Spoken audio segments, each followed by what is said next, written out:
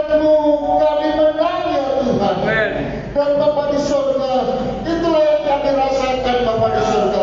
Maka hati kami penuh dengan kegembiraan. Amin. Maka hati kami meluap penuh dengan pujian ucapan syukur kepada-Mu ya Tuhan.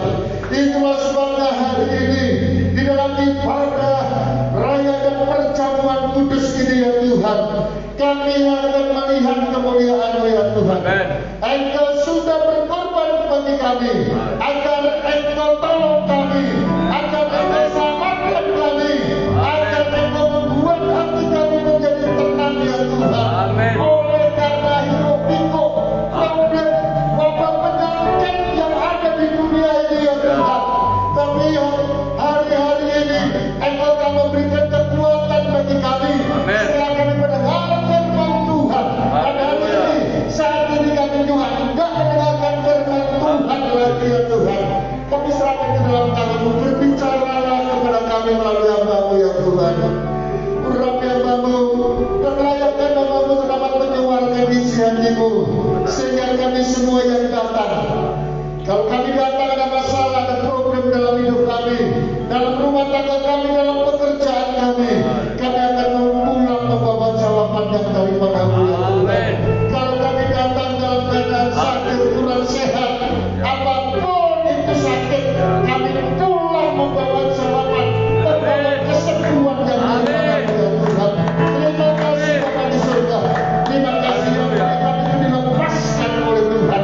Saat kami mendengar suara firman-Mu ya Tuhan. Terima kasih Bapa di surga. Kami siap untuk mendengarkan-Mu.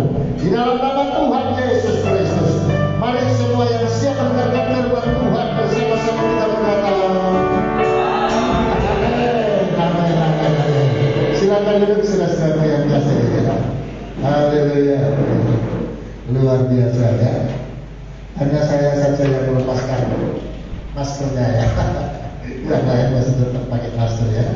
Nah, saudara-saudaraku yang kasih, hari ini adalah hari perdana di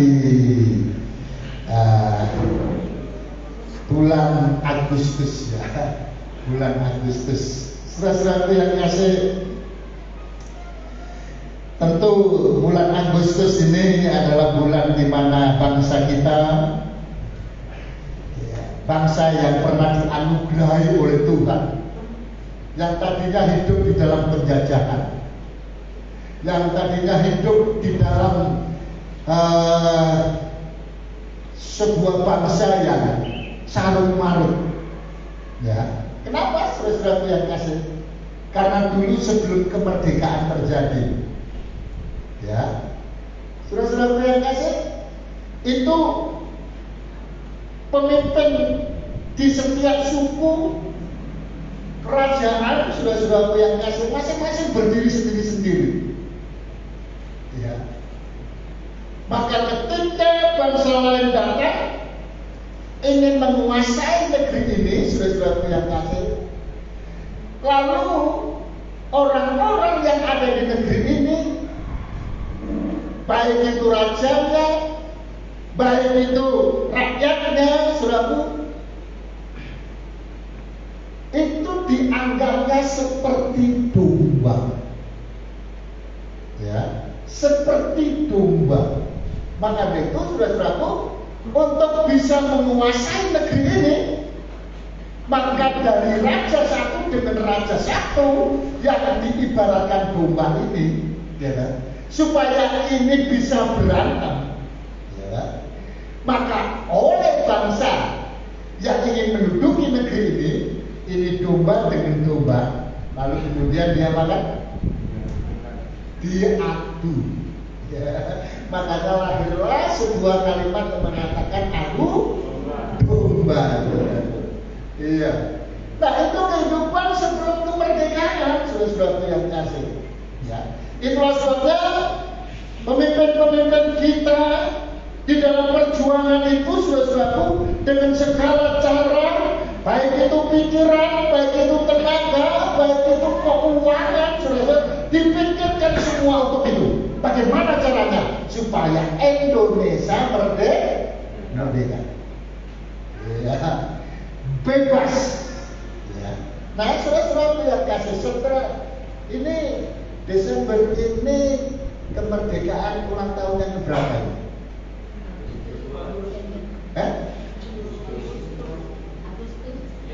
Iya, Agustus ya tahun. Udah berapa tahun ya? 76 atau 77? Coba bayangkan saudara-saudaraku yang kasih. Ya. Merdeka sudah sekian banyak tahun, lebih dari 70-an tahun, saudara-saudaraku, ya. Kita yang ada di negeri ini, ya. Padahal dengan menggebu-gebu, dengan segala kekuatan, dengan segala apa yang dimiliki, ya, saudara-saudaraku, itu para pemimpin pada waktu itu pengen sekali merdeka, karena merdeka itu tidak dijajah, merdeka itu lepas bebas, ya. Cuma masalahnya apakah benar kita yang saat ini yang seharusnya menikmati kebebasan, apakah sudah benar-benar bebas, apakah sudah benar-benar merdeka? So, dalam lingkup kerohanian di negeri ini sudah berapa banyak gereja ditutup, tidak boleh ibadah dan lain sebagainya. Ya, banyak pihak yang membuat kita terus berada di dalam jajahan, tidak bisa bebas. Apalagi sekarang, saudara-saudara. Kemarin Bapak dan Ibu Gembala bersama dengan Amos, Kaisar, dan Dwi ceritanya kan mau beli roti untuk perjamuan. Padahal kalau itu lewat ring road, kalau sudah sampai di simpang pos, itu kan sudah dekat, ya. Tinggal di bawah jembatan itu belok kanan, lama sampai. Sudah pilihan kasih, ya. Tapi apa yang terjadi? Ya. Ada penyekatan, ya. Ada penyekatan, ya. Sehingga tidak bisa. Akhirnya harus keliling, sudah pilihan kasih, ya. Nah, pandemi PPKM, baik itu PPKM apa namanya yang dulu PPKM darurat, sekarang namanya bukan PPKM darurat, PPKM level, ya, ada level 3, ada level 4, ya. Sudah dia kasih macam-macam, ya. Nah, inilah realita yang ada, sehingga banyak orang hidupnya tidak tenang, ya, bekerja susah. Saya mendapatkan masukan untuk didoakan, ya. Orang-orang yang senantiasa dikatakan karena dia adalah pengusaha, usahanya banyak, rumahnya banyak, dan saya pernah makan di rumahnya, saya pernah ibadah melayani di rumahnya, saudara-saudaraku yang kasih. Orang itu ya sepertinya tidak ada masalah, ya. Dari sisi keuangan tidak ada masalah, dari sisi kesejahteraan tidak ada masalah, dari sisi hubungan keluarga, suami, istri, dan lain sebagainya tidak ada masalah. Tapi akhir-akhir ini sudah menjelang 2 tahun, ya kan? Pandemi, ya kan? 1,5 tahun, katakanlah. namanya pengusaha. Nah ini yang jadi problem saudara-saudara yang kasih. Kalau pegawai negeri, ya, mau pandeminya itu, PPKM-nya itu dan lain sebagainya diundur sampai 5 tahun ke depan, tidak masalah. Kenapa? Karena dia kerja nggak kerja gajinya tetap sama. Tapi kalau orang yang bisnis mahendra, katakanlah usaha kuliner,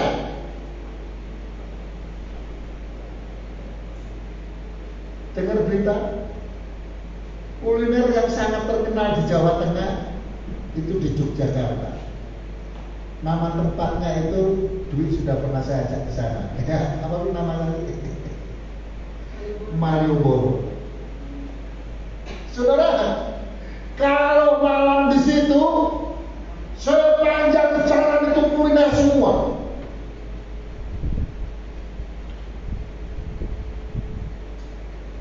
Tapi ketika pandemi, ketika PPKM, sudah yang kasih. Karena putus asanya hidup tidak bisa tenang, saudara-saudara yang kasih.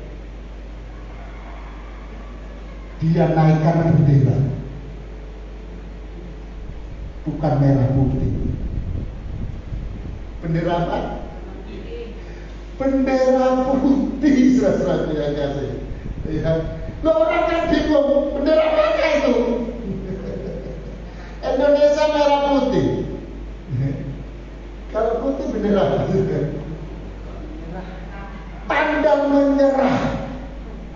Kalau bendera merah saja, mati ya. Ini untung masih putihnya. Coba kalau yang dinaikkan yang merah saja, udah kelepek dia. Ini masih setengah kelepek-kelepek saudara-saudara. Ya, kenapa setengah kelepek-kelepek? Ini berbicara tentang kuliner. Waktu jualan dibatasi. Sudah begitu orang datang makan waktunya cuma 20 menit. Aku kan bingung.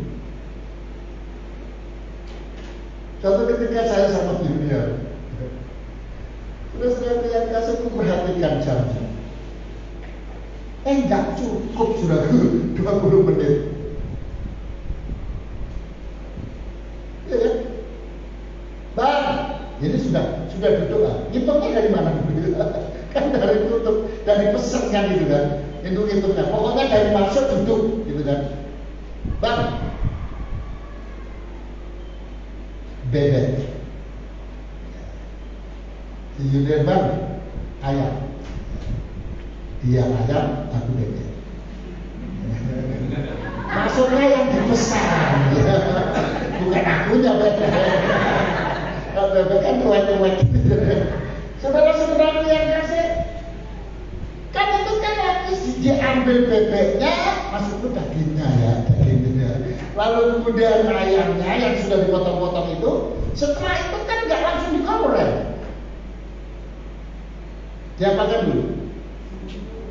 Namanya bebek penyet, namanya ayam penyet. Kalau itu ayamnya langsung digoreng, itu bukan ayam penyet lagi namanya. Ya. Bukan itu ya.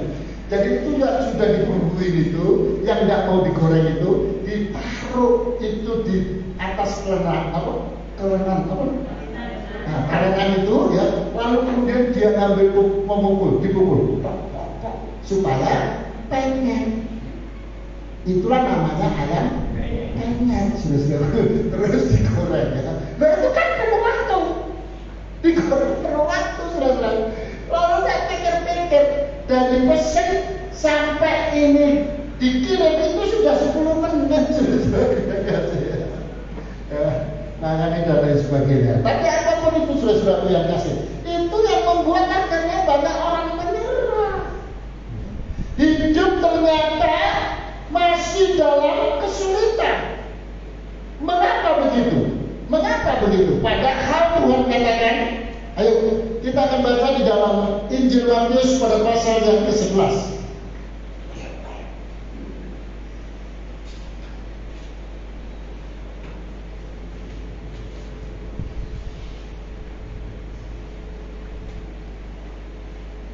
Injil Matius pada pasal yang ke-11 yang menjadi dasar kita, ayat yang ke-28 sampai kepada ayat yang ke-30 ya. Tapi nanti kita akan lihat satu kurikulumnya ya, dari ayat 25 ya. Injil Matius 11 ayat yang ke-28 sampai dengan ayat yang ke-30. Ayo, karena ini adalah ayat yang pertama, kita akan baca bersama-sama bagi berdiri saudara ya. Secara responsoria ya. Nanti ayat 30 kita akan baca bersama-sama ya. Demikianlah firman Tuhan. Marilah kepadaku semua yang letih lesu dan berbeban berat. Aku akan memberikan kelegaan kepadamu. Itulah yang pasangan karena aku lembut dan hati dan jiwamu akan mendapat. Sama-sama, sebab hukum yang kupasang itu enak dan bebanku pun ringan. Silakan duduk, terima kasih. Ya, saya ambil temanya dari ayat yang tengah-tengahnya, ayat 29. Sekali lagi kubaca, pikulaku yang kupasang dan belajarlah padaku, karena aku lemah lembut dan rendah hati. Ini yang aku ambil. Dan jiwamu akan mendapat ketenangan. Ya, saudara, saya mau tanya. Adakah manusia yang tidak ingin ketenangan? Saudara, kalau kita bisa menyimak dengan baik, ya, ketenangan itu lebih penting daripada harta. Ya. Ketenangan itu lebih penting daripada yang lain. Saya bilang orang itu kalau punya harta hidupnya tenang. Saya bilang kalau orang itu segala sesuatu punya pasti tenang hidupnya. Tidak. Marilyn Monroe. Ya.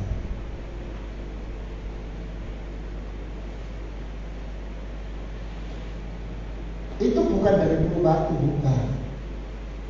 Apalagi dari Theo. Bukan juga dari Samosir, bukan. Apalagi dari Jogja, bukan. Ada yang pernah dengar nama itu? Bintang film dari Eropa sana. Namanya melejit, terkenal, suatu kaya, suatu yang kasih. Lo tahu tenang hidupnya? Tahu matinya bagaimana? Bunuh diri. Bunuh diri sudah yang kasih. Nah, ketenangan. Jadi kita akan bahas sesuatu yang kasih. Apa yang kita rindukan dalam hidup ini selain daripada ketenangan. Lalu pertanyaannya, ya, coba lihat temanya di dalam ayat di atas ayat 25. Apa itu tema di atas ayat 25 itu? Ajakan juru selamat. Siapa juru selamat? Ya, ajakan Yesus. Ya. Artinya ini, kalau kamu ingin tenang hidupmu, ikutlah aku. Ikutlah aku. Maka ayat yang ke-28 dengan jelas dikatakan, Mari, ya, datang kepadaku, semua, ya, yang kaya ataupun yang miskin, yang pintar ataupun yang bodoh, ya, mari datang kemari. Ya. Kalau hidupmu nggak tenang, sini. Jangan banggakan hartamu, jangan banggakan duitmu, jangan banggakan kedudukanmu, jangan banggakan apapun itu. Karena itu tidak akan bisa membawa ketenangan dalam hidup. Ya, sudah itu aja sih. Coba kita lihat, kenapa Tuhan pada akhirnya mengajak orang-orang itu, mari datang kepada aku yang berdosa. Karena orang dibuat bingung berbicara tentang Allah. Jauh sebelum Yesus menjadi manusia, Allah sudah ada dan dibicarakan. Perjanjian lama itu membicarakan tentang Allah, bagaimana umat Allah yang diberkati Tuhan itu bagaimana, ada semua di situ.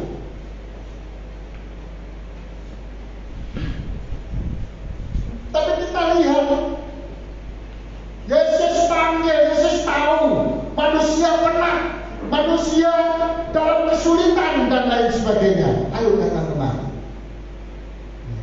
Kalau kita ingin mengetahui, saudara-saudaraku yang kasih, kenapa Tuhan Yesus itu mengajak orang-orang yang letih lesu, berbeban berat dan lain sebagainya.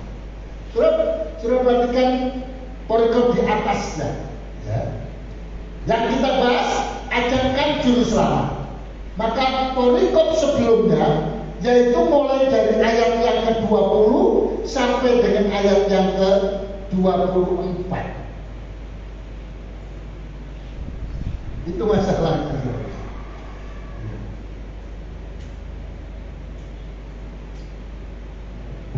Lalu ayat yang ke-20 ya. Lalu Yesus mulai mengecam kota-kota yang tidak bertobat.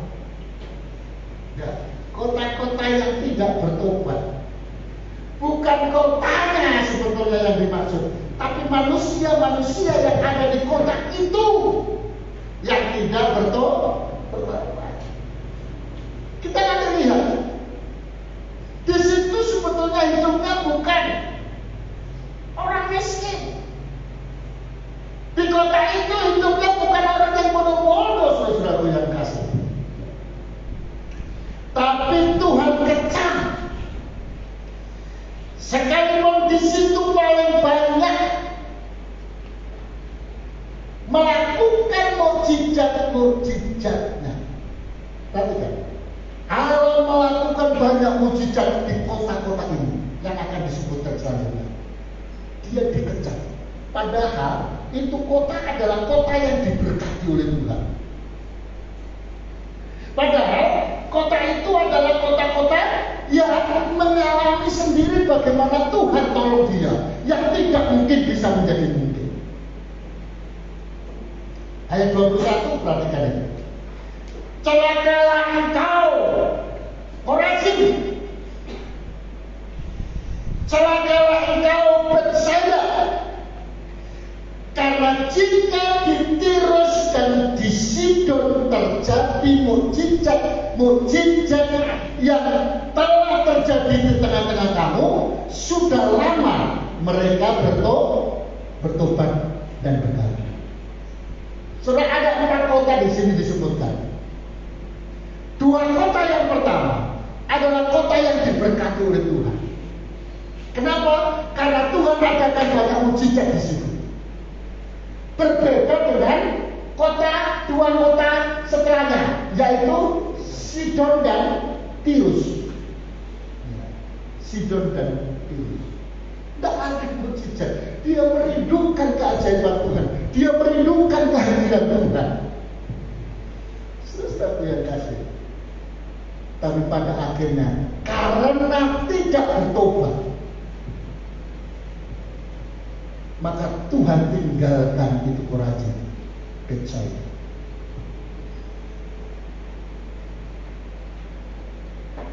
Nineveh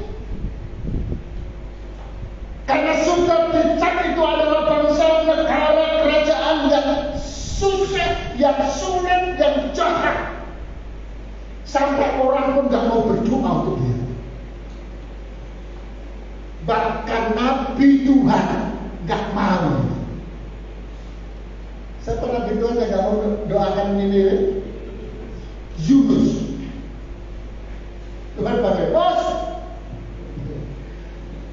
pergi kau ke Niniwe. Sudah di pelabuhan, saudara-saudara yang kasih. Nggak mau ngambil kapal menuju ke Niniwe. Kan makan tempat lain, saudara-saudara. Alasan apa? Nggak mau aku doakan. Saudara. Tapi begitu kota yang jahat, sama seperti Sidon dan Tirus, saudara-saudara yang kasih, karena suara Tuhan diperdengarkan, bertobat. Niniwe dari rajanya sampai orang-orang dusun semuanya bertobat. Jadi orang yang nggak bertobat itu yang terjadi. Tapi ini kan begitu. Di dunia kan begitu, saudara-saudara yang kasih. Tuhan Yesus yang telah menyelamatkan umat manusia, berkorban untuk manusia. Dia harus mati di atas kayu salib untuk manusia. Tapi manusia itu sendiri yang menjelek-jelekan.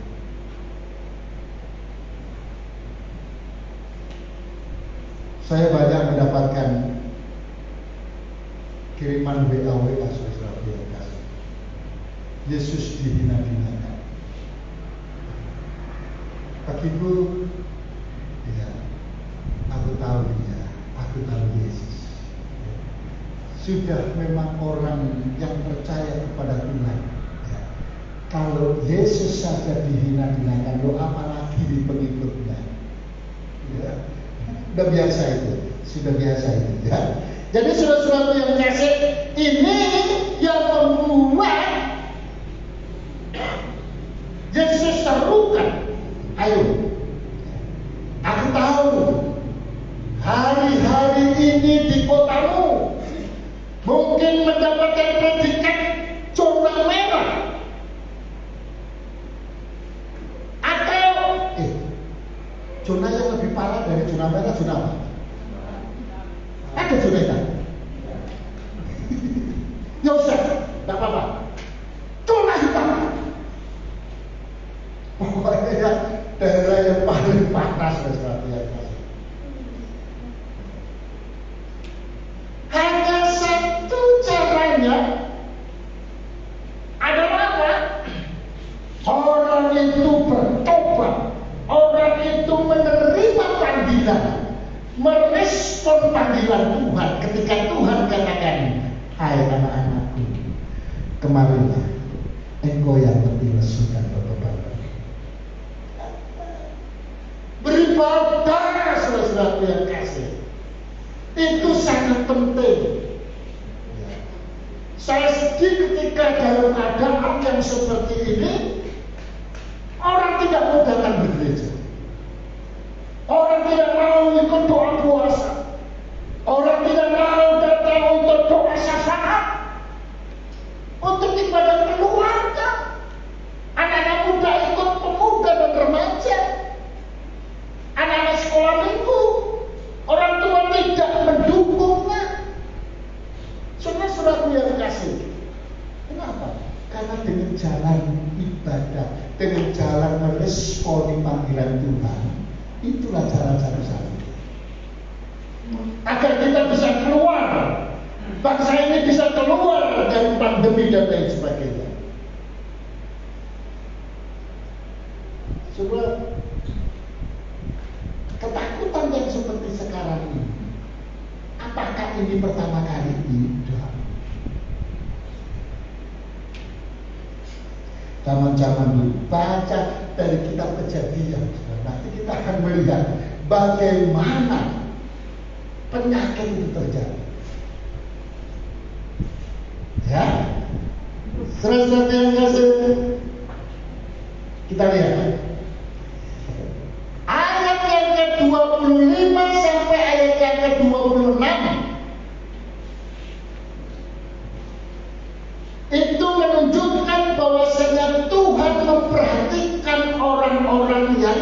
dalam keadaan sulit, orang-orang yang ada dalam penderitaan, orang-orang yang tertekan, orang-orang yang terikat.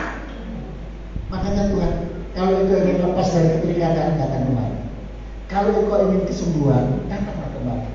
Kalau engkau ingin selesai masalah keluargamu, datanglah kemari. Itu kata-kata Tuhan. Ayat 25 dan 26. Lalu kemudian ayat yang ke-27 itu memberitahukan kepada kita hubungan antara Bapa, antara Allah dengan Yesus. Mengapa? Karena ayat yang ke-27 dikatakan begini.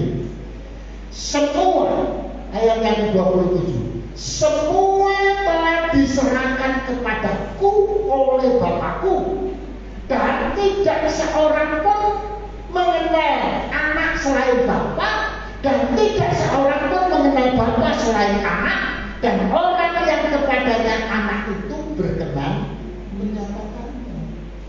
Saudaraku, kita ini adalah orang-orang istimewa karena kita orang yang dikenal oleh Tuhan Yesus. Ya, maka respon itu panggilan Tuhan, ya, ajakan Tuhan, ya. Nah, saudara-saudaraku yang kasih, ketika kita datang kepada Tuhan, orang berdoa. Masing-masing orang punya pribadi yang berbeda. Bagaimana kita datang kepada Tuhan?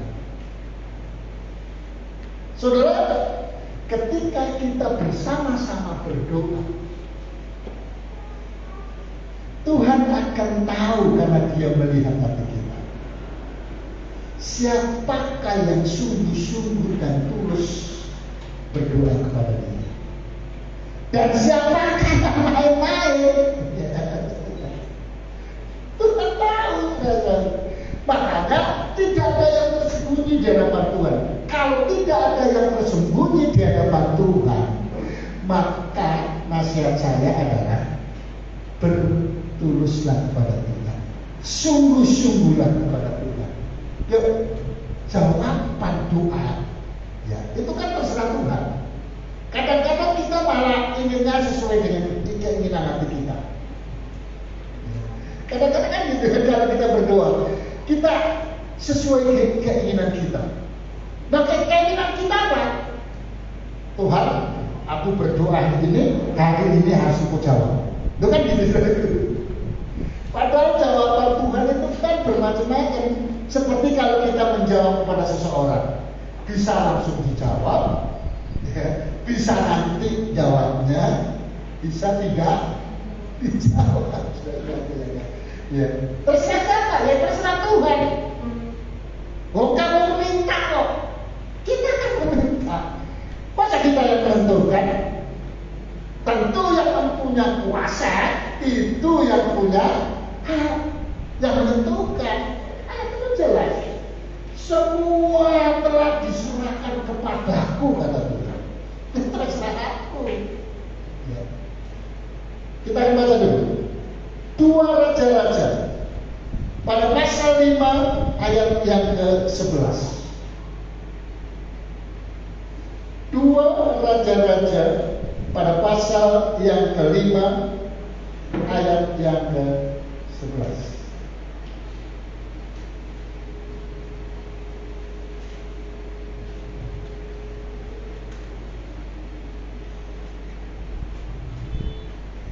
Ayat 10 dulu.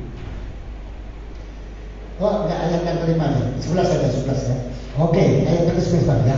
Kita baca bersama ya. 2, 3.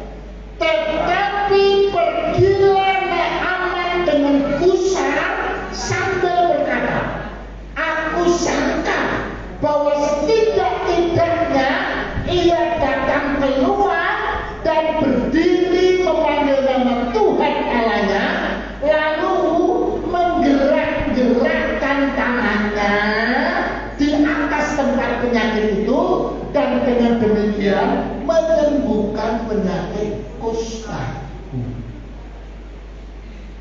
Loh, ini kan orang kurang ajar. Dia yang minta didoakan.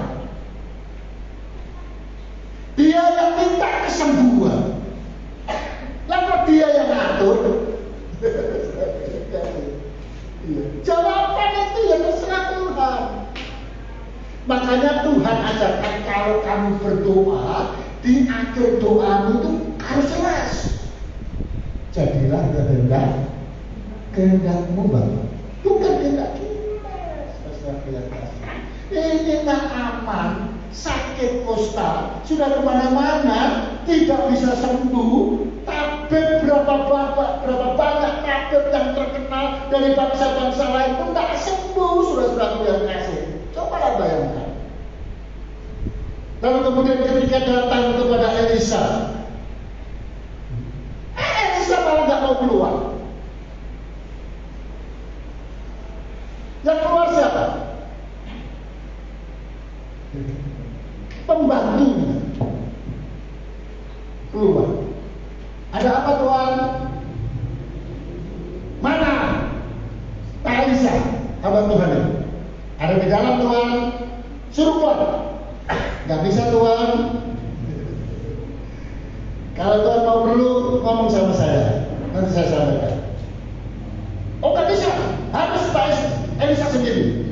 Ini bangsawan. Gak bisa Tuhan. Oke, aku pengen sembuh. Balik ya. Pak Elisa itu pengen sembuh. Seorang perwira yang waktu Pak Elisa mana? Kiasi bilang sama Tuhan yang sempurna, kalau kamu ingin sembuh, mandi di Sungai Yordan. Ingat, 7 kali. Ya, masuk ke dalam air 7 kali. Masuk. Bagaimana? Sudah Tuhan. Apa katanya? Tuhan kalau ingin sembuh, mandi di Sungai Yordan 7 kali. 7 kali. Padahal di wilayah dia ada sungai Parpar dan lain sebagainya, sudah berada, ada sungai-sungai yang jernih, yang tidak ada ikan yang tidak bernapas, tapi dia bisa hanyut. Yang warnanya kuning.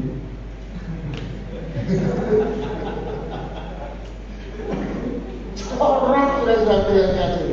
Ya. Makanya ayat ini terus keluar. Dia pusat ya. Masa aku disuruh mandi di Sungai Yordan? Kurang ajar. Ya. Padahal dia bilang, padahal aku sangka bahwa setidak-tidaknya dia datang keluar, berdiri, memanggil nama Tuhan, lalu kemudian tangannya ini tadi gerak-gerakkan, dioles-oleskan di tempat badanku yang sakit, ya loh, aku sembuh. Oh, kalau memang Tuhan mau suruh masuk ke air, ya terserah Tuhan. Makanya ketika pulang ya, di tengah perjalanan, prajuritnya bilang apa? Ya. Pembantunya bilang apa? Pengawalnya bilang apa? Tuanlah aman. Coba Tuhan pikirkan, datang jauh-jauh gitu. Bawa harta benda untuk dipersembahkan. Wah, itu berapa banyak? Udah banyak sekali kita untuk kesembuhan Tuhan. Kalau itu Nabi minta lebih daripada itu, Tuhan juga akan usahakan. Tuhan akan kasih, Tuhan akan kasih. Ya, karena pengen sembuh, karena pengen hidupnya tenang.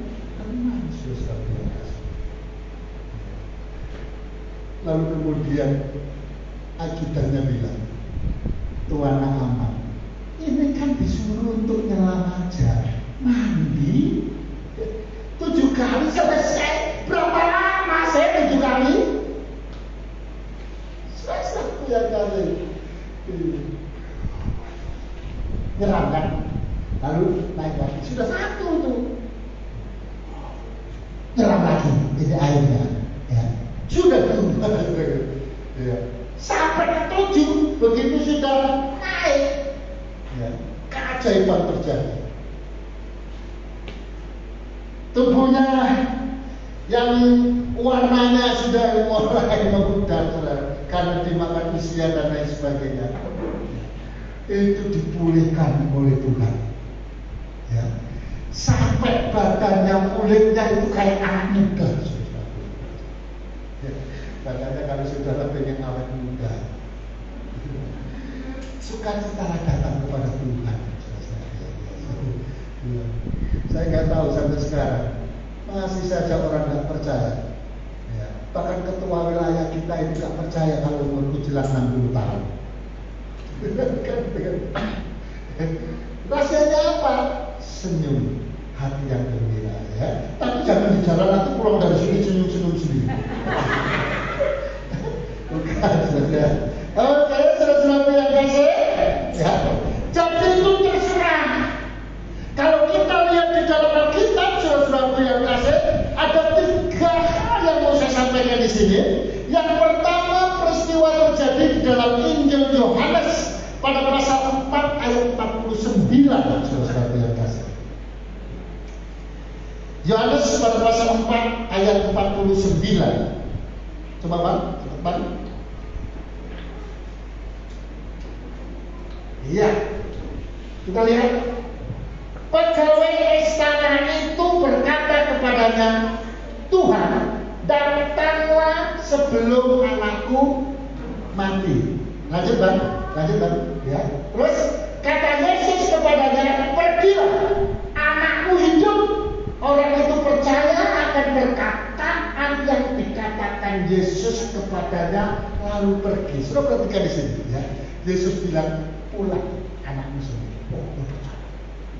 Ya, saudara, ini Yesus dengan anaknya sakit, posisinya di tempat yang jauh, posisi berbeda.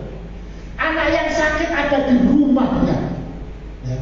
Tuhan Yesus ada di tempat lain. Ketika orang tua itu, perwira itu, saudara-saudaraku yang kasih, itu melihat Yesus, langsung dia melihat kuasa Yesus. Tuhan, datanglah ke rumahku, anakku mati. Ya. Yesus gak sampai datang, tapi roh kuasa dia itu yang datang. Makanya dia bilang apa? Pergilah anakmu hidup. Terus ayat yang ke-51. Ketika ia masih di tengah jalan, hamba-hambanya telah datang kepadanya dengan kabar bahwa anaknya hidup. Terus ayat yang ke-52. Dia bertanya kepada mereka, pukul berapa anak itu mulai sembuh? Jawab mereka, kemarin siang pukul 1 demamnya hilang. Kemarin siang pukul 1 langsung. Itu kan pas aku ngomong, lalu Yesus jawab, anakmu hidup. Terus ayat yang ke-53. Maka beringatlah ayah itu bahwa pada saat itulah Yesus berkata kepadanya, anakmu hidup. Lalu ia pun percaya, ia dan seluruh keluarganya. Jadi kalau Yesus mau berkata, Tuhan mau jawab doa,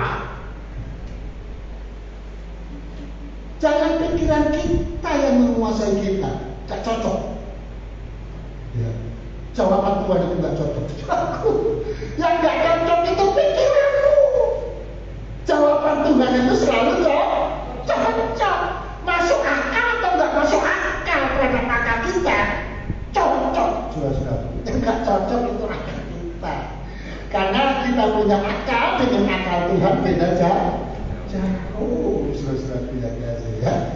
Jadi Yesus bisa nolong, kalau dia nolong, sudah Tuhan nolong, nggak perlu hambanya datang, tumpangan tangan, nggak perlu, sudah. Makanya sekarang kan ada pelayanan melalui telepon, doa pakai telepon, bisa. Ada kuasanya ada, ya. Dengan telepon bisa. Lalu kemudian datang ke tempat hamba Tuhan. Pendeta tolonglah doakan anakku di Jakarta sakit dan lain sebagainya. Doanya yang sampai ke Jakarta, rohnya yang sampai ke Jakarta. Maka sama seperti ini. Ya, Yesus nggak pulang, nggak mengikuti. Ayo, di mana rumahmu? Di sini Tuhan. Yo, sudah capek. Kuasa Tuhan itu luar biasa. Ya, saudara. Yang kedua,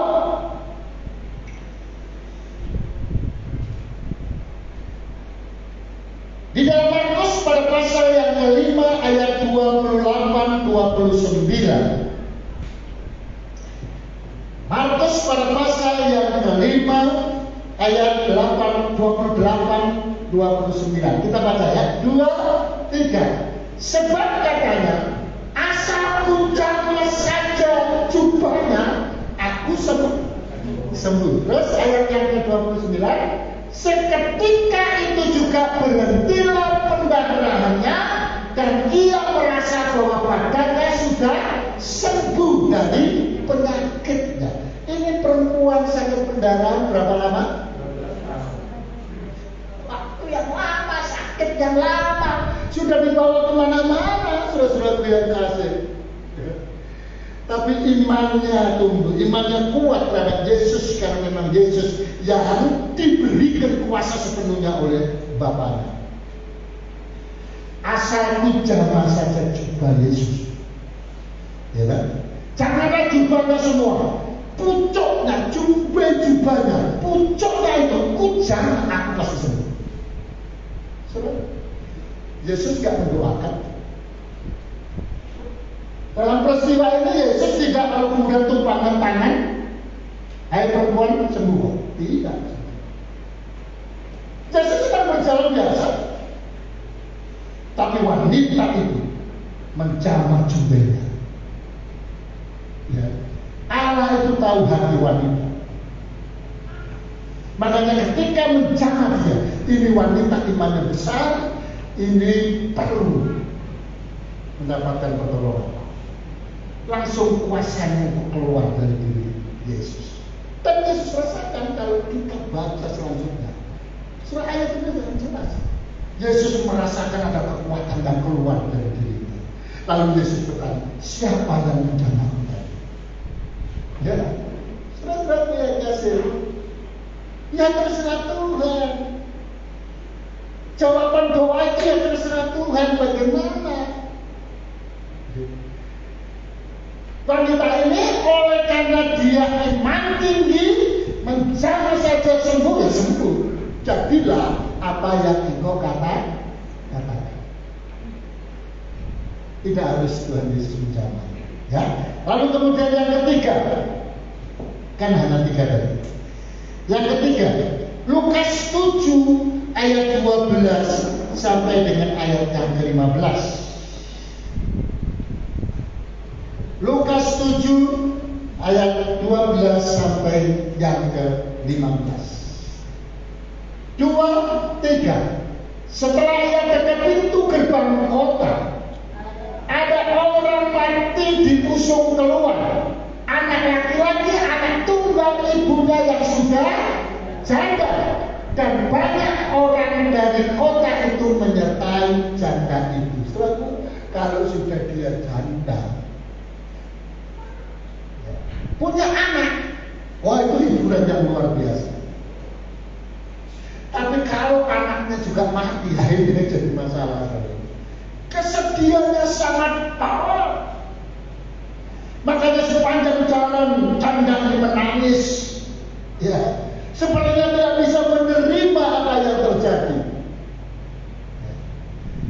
Tetapi oleh karena Tuhan melihat janda ini selalu berbuat baik, setia beribadah. Ayat yang ke-13. Dan ketika Tuhan melihat janda itu, ya, perhatikan, ini bukan melihat parasnya, ya, bukan. Ya. Ada orang yang tidak bertobat ketika debat dengan kekristenan, dia bilang apa? Itu Yesus, ya, mata yang suka dengan perempuan-perempuan, mata keranjang. Mata keranjang ini gimana sih? Mata keranjang. Ya, saudara-saudara yang kasih. Karena apa? Karena ada yang mengatakan, dan ketika Tuhan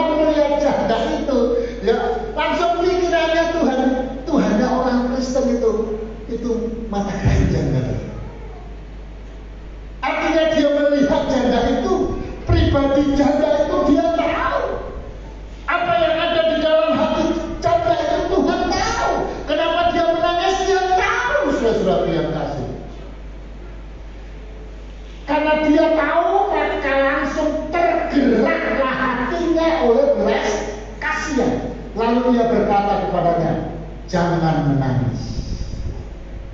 Janda, ibu, jangan menangis. Ya. Tentu ada dalam yang lain, ya.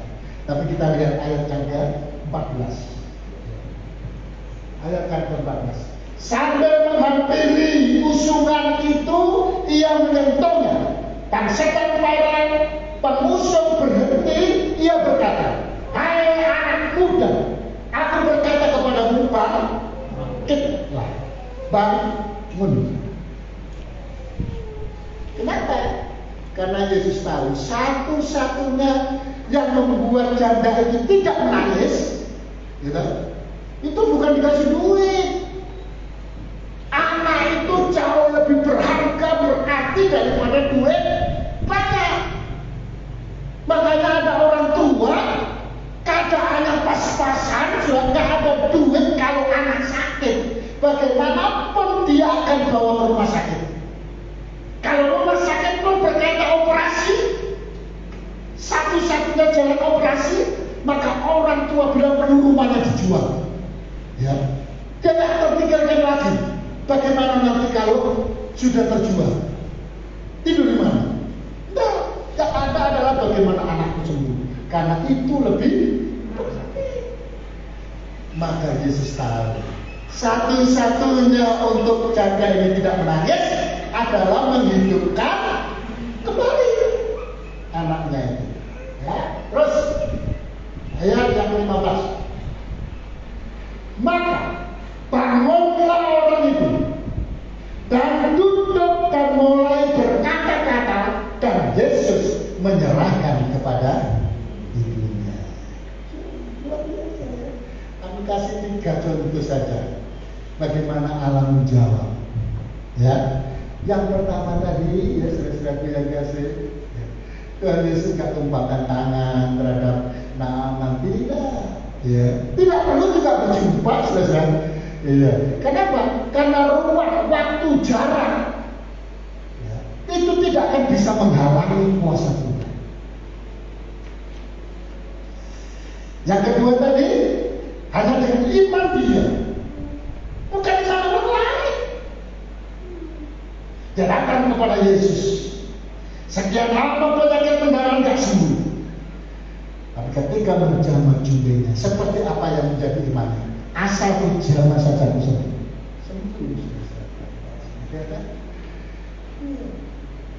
Lalu kemudian yang lain, Yesus datang sendiri. Yesus berjumpa, ya. Loh, beda-beda ya, terserah Tuhan, ya, terserah Tuhan.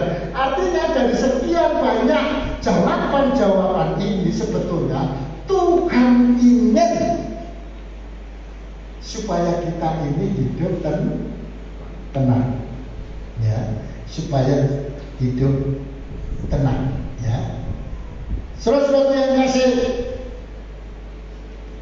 kita akhiri,